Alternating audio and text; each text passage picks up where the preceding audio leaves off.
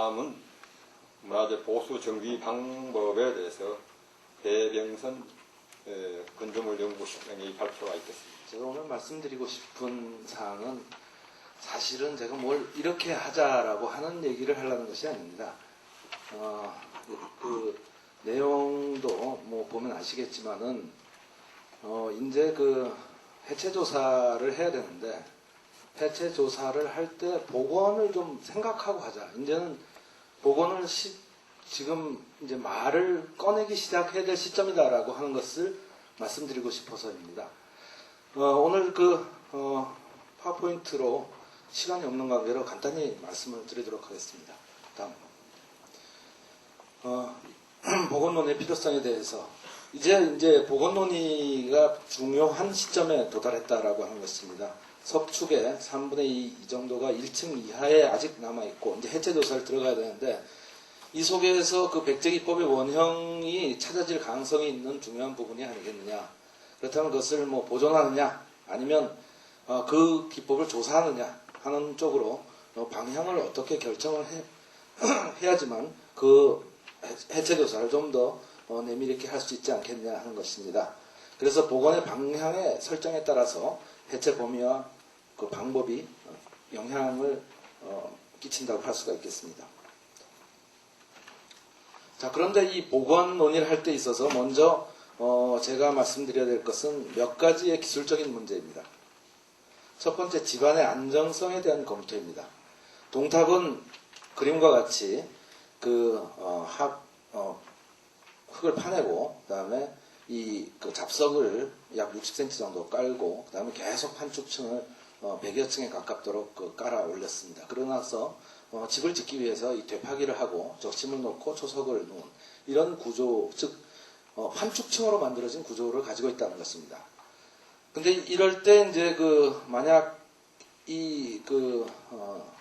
집안이 지금 현재 있는 6층까지의 건물도 지금 제대로 100% 안정적으로 이것을 견뎌내고 있지 못하기 때문에 그 위에 또 더 무게를 실으면 곤란하지 않느냐. 또한 조사를 한다고 지금 절개를 해가지고 또는 드러내가지고 그렇게 되면 뭐 그 위에 쌓는 것이 콘크리트가 아니고 새로 쌓아 나갔을 경우에는 부동치마도 있을 수 있고 그 다음에 지하수를 건드릴 우려도 뭐 전혀 없다고 할 수가 없다라고 하는 것입니다. 다음. 그 다음에 복원 시의 하중 증가. 지금 동탑이 2,700톤이 나가는 것으로 계산이 되어 있습니다. 그 다음에 서탑의 그 해체 전 6층까지보다 1,200톤 이상 더 나가는 것입니다. 즉 9층 안으로 서탑을 복원한다면 이제까지보다 1,200톤의 하중이 더 들어가야 된다는 것입니다.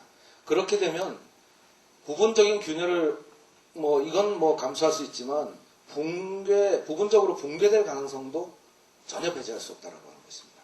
그렇기 때문에 현재 상황에서는 집안을 쉽게 건드려서는 곤란하고 오히려 부분적으로 약액을 주입한다든지 이렇게 해서 안정화시키고 더 보강하는 그런 기법을 택해야 되지 않느냐는 것입니다. 지금 이 세 개의 사진은 그라우팅이라고 하는 그런 기법을 통해서 집안을 보강한 예를 들고 있습니다. 지금 이렇게 집이 한쪽으로 이렇게 무너질 정도로 집안이 연약했을 때 그 속에 코어를 뚫어서 이 속에 약액을 주입하는데 보통 이런 시멘트 페이스트들을 지금 집어넣는 거죠. 이렇게 펌프로 집어넣어서 압력을 가해서 이 속으로 집안을 이 속으로 이제 집어넣어서 여기를 보강하는 거죠. 이러한 기법들은 피사의 사탑이나 이런 또 많은 건물들에 현실적으로 지금 적용되고 있는 방법들입니다. 과연 이것만으로 집안이 보강될 수 있을까 하는 거에 대해서 또는 이걸 파면서 망가지지 않을까 하는 데 대해서는 좀 더 신중하고 또 전문적인 그러한 검토가 필요하다고 생각을 합니다. 일단은 방법에 대해서는 제가 말씀을 드리는 겁니다. 다음. 그 다음에 보수 보강 기술에 대한 검토가 있어야 되겠습니다. 일반적으로 보수 보강이라고 하면 쓰러져 가는 피사의 사탑이나 첨성대나 이렇게 기울어진 이런 것들에 대한 것들을 어떻게 기울어지지 않게 하느냐 더 구조적인 안정성을 가지게 하느냐 하는 것이 일반적인 그러한 그 보수 보강 기술들인데 지금 이것은 그런 것뿐만 아니고 현재 이 탑이 6층까지 올라가든 9층까지 올라가든 어떻게 더 이렇게 쌓아 나가더라도 그런 것들을 무너지지 않게 미리 조치를 취하고 일을 해야 된다라고 하는 것입니다. 그래서 그 중에 하나가 그 내부의 충전 재료입니다. 충전이라고 하는 것은 지금 석탑이 바깥에 전부 외관은 돌로 되어 있지만 속안에는 돌과 흙을 과거에 쌓아서 이렇게 채웠던 것입니다. 그러나 과연 이제 앞으로 그 기술적으로 좀 더 검토해야 될 부분은 과연 이것이 이 위로 올라갈수록 그것이 그대로 이런 전통적인 방법만으로 보강이 가능한 것인가, 아니면 좀 더 다른 콘크리트나 또는 이건 굉장히 위험한 발상일 수도 있지만 유기화학 재료나 또는 흙에다가 또 다른 어떤 첨가물을 넣거나 해서 뭔가 어떤 해결책을 찾아야 되지 않겠느냐 하는 것이 그런 검토 없이 보관안을 논한다는 것은 좀 의미가 없다라고 생각되는 것입니다. 지금 보시는 것은 미륵사지 석탑의 해체 공사 조사 시에 확인된 돌과 흙들에 대한 것입니다. 다음. 그 다음으로 이제 제기되는 문제가 오늘 아까 장경호 원장님 또 여러 선생님들이 과연 깨진 부재들을 어떻게 처리할 것이냐, 과연 신대로 갈아버릴 것이냐, 이 문제에 대해서 굉장히 많은 논의를 해야 된다고 말씀하셨습니다. 그리고 가능한 한 많은 것을 사용해야 된다라고 말씀하시는데 저희들도 그 부분에서는 동감합니다. 그러나 외부 부재가 외부의 외벽을 이루고 있는 부재의 50% 정도의 균열이 있습니다. 즉 반은 과거의 동탑처럼 하면 반은 버려야 되는 거죠. 그런데 지금 그렇게 버리다 보면 이것은 문화재가 되지 않는다고 생각합니다. 그렇기 때문에 그럼 어떻게 이 부재들을 접합하거나 또는 접합하지 않더라도 구조적인 힘을 좀 받을 수 있게 만든다든지, 또는 그 부재는 접합하지 않더라도 그 옆으로 보강하는 어떤 저희 생각으로는 쉽게 얘기하면 그냥 상상하기는 철제라든지 이런 것들이 금속류가 들어가서 그것을 보강하게 될 것인지, 또는 형상 기억 합금이라든지 이런 굉장히 하이테크의 물질이 들어가서 그것을 보강해야 되든지, 어쨌든 최대한 쓸 수 있는 데까지 써야 된다는 것이 사실입니다. 그럼 어떻게 할 것이냐? 그 부분에 대해서는 좀 더 연구가 많이 필요하죠. 다음. 자, 부재 접합은 과거에는 이와 같이 이렇게 깨진 부분을 붙이기 위해서 열심히 약재를 여기다 바르고 그다음에 붙였습니다. 물론 이것은 구조적인 힘을 받지 않을 경우에 보통 이렇게 합니다. 그러나 그렇게 하더라도 과거에 이러한 아랄다이트 같은 계통의 유기 접착제를 붙여놨던 부분들이 다시 떨어져 나오고 있고, 또는 너무 강해서 에폭시 같은 경우 너무 강해가지고 옆에 거를 물고 일어날 수도 있고, 그 다음에 햇볕에 의해서 변색되거나 또는 강도가 저하되는 이러한 현상들이 나타났습니다. 그렇기 때문에 그러한 현상들을 지금 미륵사탑에다 똑같이 반복을 한다면 실패한다는 것은 확실하게 우리가 알 수 있는 상황입니다. 그래서 보수 재료를 어떤 것으로 개발하냐 하는 것이 굉장히 시급하게 논의되어야 될 사항들입니다.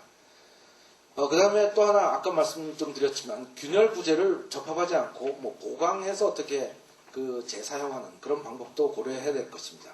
부분적으로 과거에도 이와 같이 떨어진 부재들을 붙이기 위해서 안에다가 드릴러 구멍을 뚫고 철봉을 채워 넣어서 힘을 받도록 하는 그런 보강 기법들을 사용한 적이 있습니다.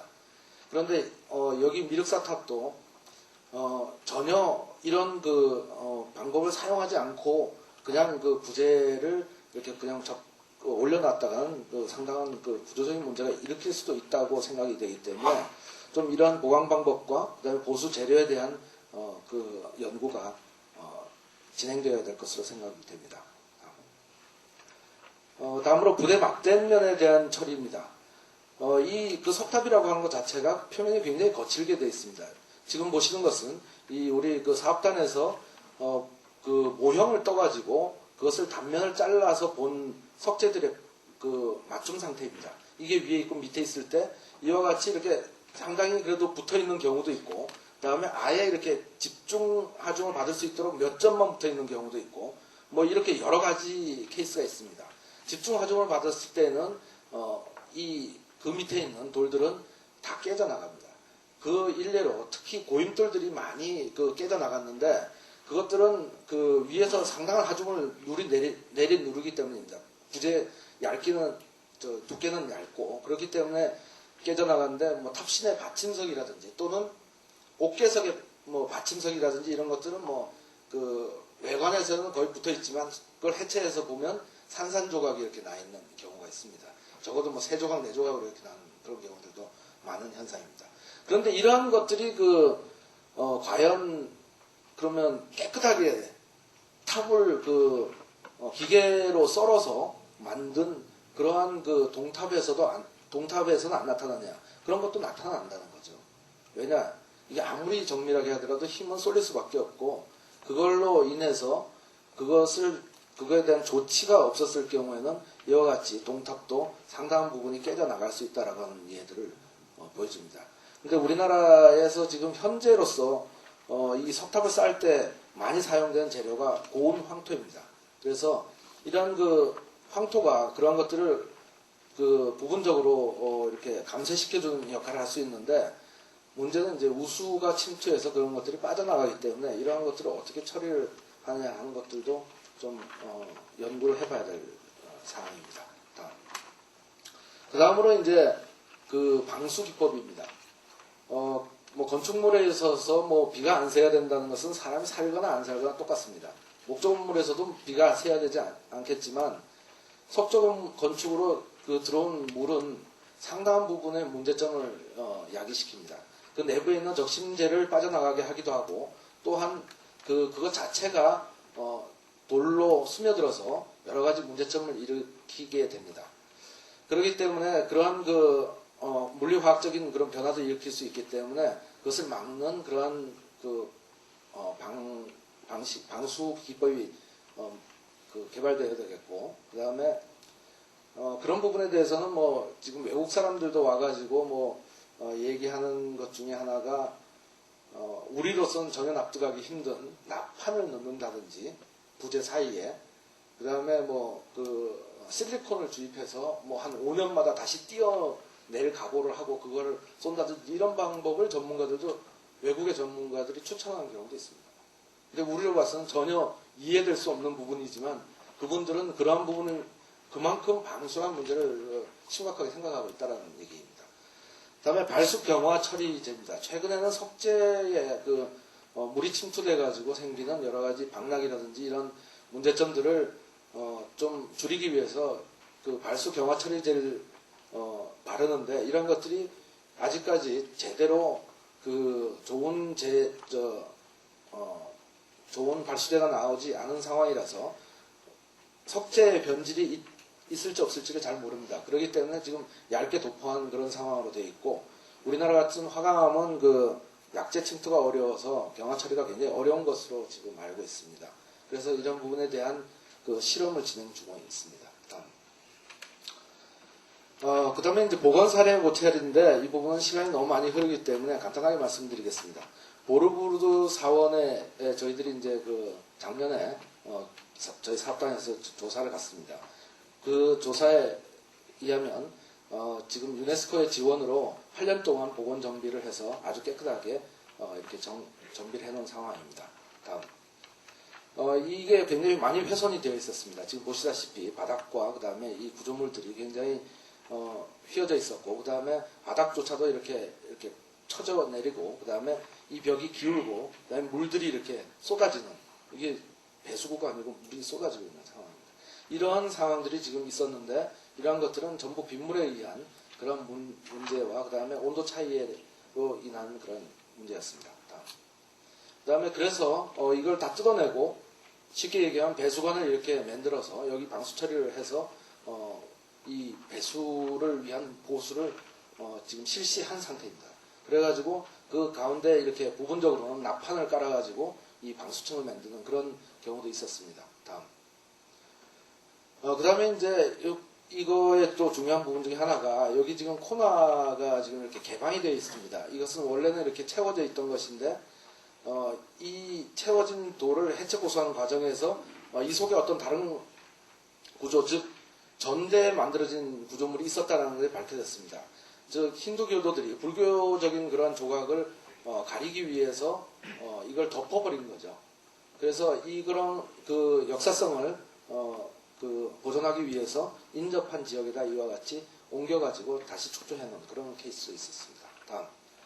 다음에 복원 후에 지금 20년이 경과됐는데 배수 시스템이 제대로 작동하지 않아가지고 이 침투수가 배어나와서 이 백화 현상이 이렇게 일어나고 있고, 그 다음에 부분적으로 풍화에 의해서 방락이 아직도 진행되고 있는 이런 상황이고, 염분의 문제들 이런 것들이 아직도 해결되지 않는, 오히려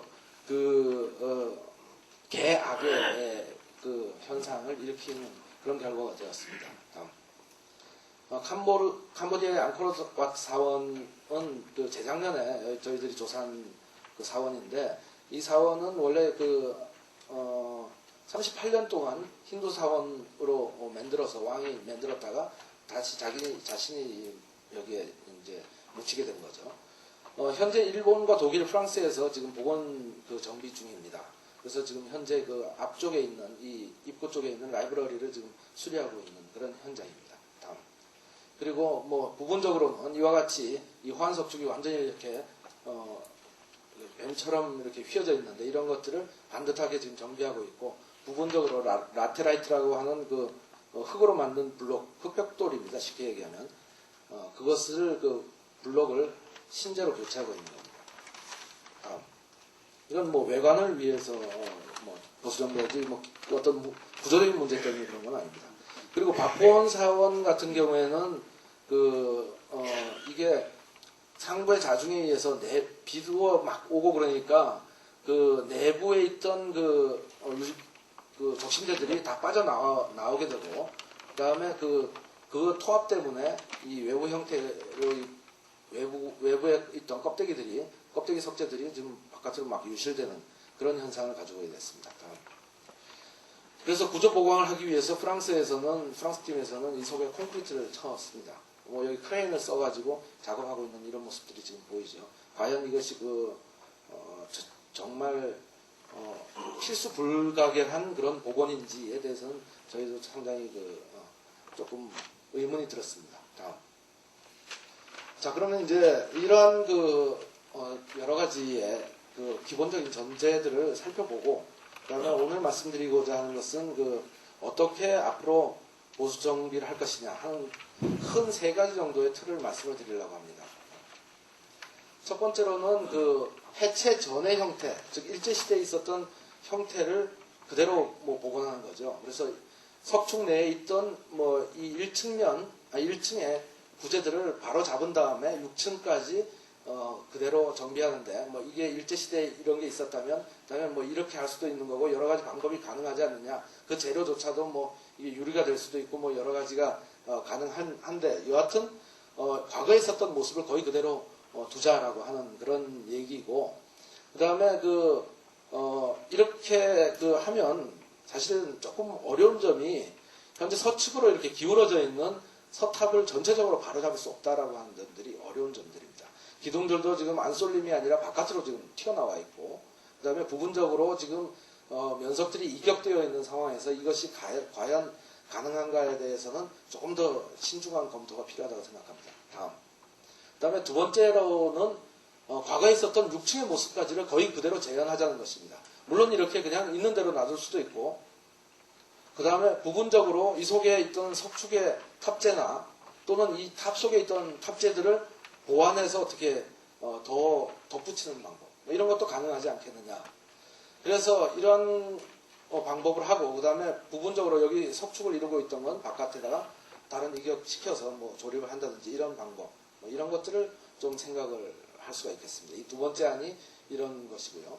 그 다음에 세 번째 안을 보면, 이건 당연히 9층까지 이렇게 지금 조사된, 이게 왜 7층이냐 9층이냐 이렇게 또 말씀하실 수가 있는데, 제일 7층 안이나 9층 안이나 문제가 되는 것은 똑같기 때문에 더 위험성이 많은 그 부분을 제가 말씀을 드리고자 해서 이 구층안을 그냥 그대로 쓴 것입니다. 이 부분에 있어서는 문제점은 현재 상태도 이 지반을 보강해야지만 6층에 남아있는 부분까지를 지금 안정적으로 버텨줄 수가 있는데 만약 여기에 1200톤의 그 무게가 더 실어지면 어떻게 될 것이냐. 훨씬 더 많은 보강을 해야 되고 어쩌면 이 기단을 해체해 나가야 될지도 모르겠다라고 하는 것입니다. 이러한 경우에는 이제 거의 모르는 부분을 또 복원, 이건 말이 복원이지 이건 재건에 가까운 그런 일들을 해야 됩니다. 현재 발견된 명확하게 7층 이상의 부재라고 생각된 부재가 없기 때문에 서탑에서 나오지 않았기 때문에 앞으로 이 부분은 복원이 아니라 재건이 될 가능성이 상당히 높습니다. 그 다음에 그 해체 부재를 재활용할 경우에 지금 안 그래도 6층까지도 굉장히 힘든데 더 이상의 하중을 자꾸 받아나갔을 때 지반과 또 여러 가지 부재들의 문제들은 어떻게 될 것이냐 이런 것에 대한 고려가 있어야 된다고 생각합니다. 지금과 같은 안들을 제가 크게 세 가지를 말씀을 드렸는데 왜 장단점을 얘기하지 않느냐라고 말씀하실 수가 있겠습니다. 지금 저희 사업단에서는 물론 해체 조사의 방법에 대해서는 저희들이 어느 정도 보관을 가지고 있지만 그다음에 이런 지금 보관안에 대해서는 훨씬 더 앞으로 많은 논의가 있어야 됩니다. 그 중에 하나가 다음번에는 이 복원에 관한 심포지움을 할 계획이고 복원을 어떻게 할 것이냐에 대한 심포지움을 할 것이고 그러한 그 심포지움의 결과를 또 도출하고 그다음에 전문가들의 의견을 받아서 저희들이 어떤 방향이 설정이 된다면 그 방향에 있어서 그럼 어떻게 보존을 하는 것이 가장 좋을까를 아이디어 컴퍼티션을 한다든지 이런 방법도 지금 모색 중에 있습니다. 앞으로 저희들이 지금 오늘 말씀드리는 것은 저희들이 어떻게 하겠다는 것이 아니라 이런 안에 대해서 굉장히 많은 토의를 거쳐서 정말 공감대를 형성하는 안이 도출된다면 저희들이 그 부분을 참고해서 저희들이 사업을 진행해 나가겠다는 그런 뜻에서 저희들이 결론을 어떤 의미를 두지 않은 것입니다.